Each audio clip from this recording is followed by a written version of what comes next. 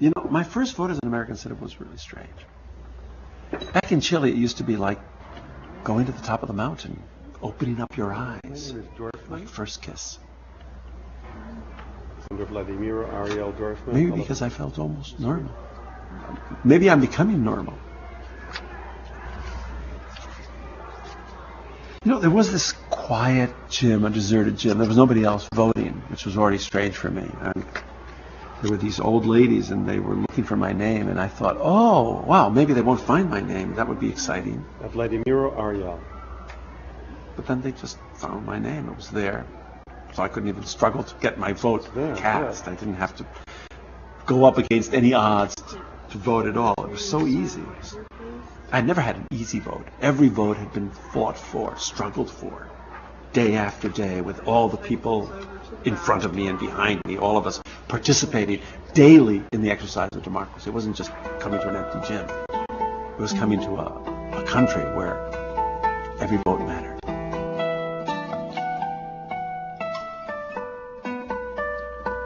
Somewhere among all these boxes, there's a photograph of a time when I, in fact, was never going to even think of having all these boxes or having any boxes not even moving ever again. It's in here somewhere.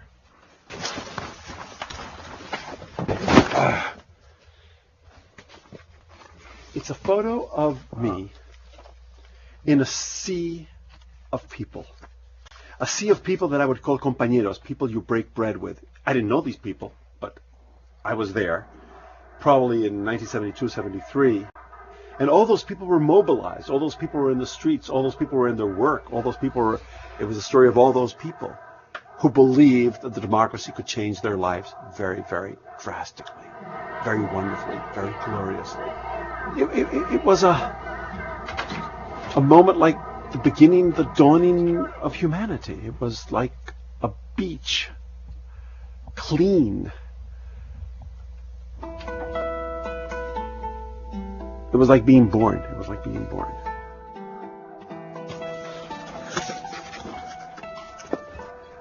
I have a feeling that I've been carrying these boxes all my life. Well, not these specific boxes, but boxes all the time. The first time I remember the boxes, my mother packing the boxes when I was 12 years old, 1954.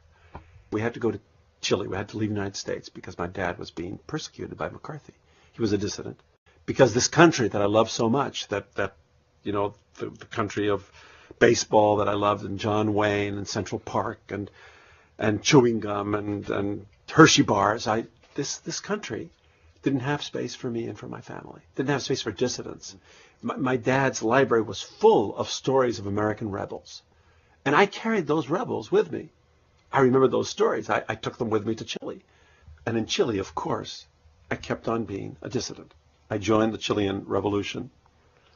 And I found myself, for the first time in my life, a patriot, a real patriot. I was dancing in a sea of faces, and I wanted to stay there forever. Then came the coup, fostered by the U.S., by the same patriots who had expelled me from the United States, and now they were intervening in Chile. They were getting rid of my dissidents and dissidents all around the world. And so I had to start to wander again. I went into exile. Argentina, and then Paris, and then Amsterdam. And from Amsterdam, with my boxes, we crossed the sea to the United States, back to the U.S. And finally, we landed with all our boxes here in Durham, North Carolina. And I thought, I'm never going to have to, pack these boxes again. I'm going to just live here forever. Then came September 11th, 2001, another September 11th. And I saw the terror.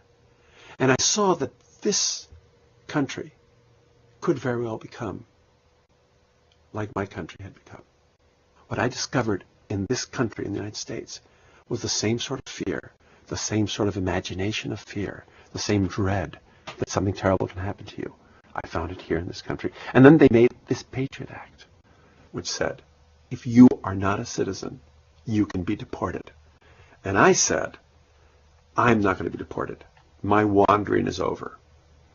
I'm not packing these boxes ever again. I'm staying here. I'm becoming a citizen. I'd rather go to jail than be deported. I need to find that photograph because I need to tell that young man in that photograph, in that sea of people hoping against hope, that change can come. I need to tell him about the democratic tradition that I continue. Because I've just come from voting. I voted for the first time here. It wasn't very exciting. But you know, it can get exciting very quickly. It can get dark very quickly. I've seen it happen. You go from voting to people saying you have no right to vote. You go voting and nobody counts your vote. It doesn't matter. And I want to make sure that, well, I'm going to make sure I'm going to find that photograph. That's what I want to make sure.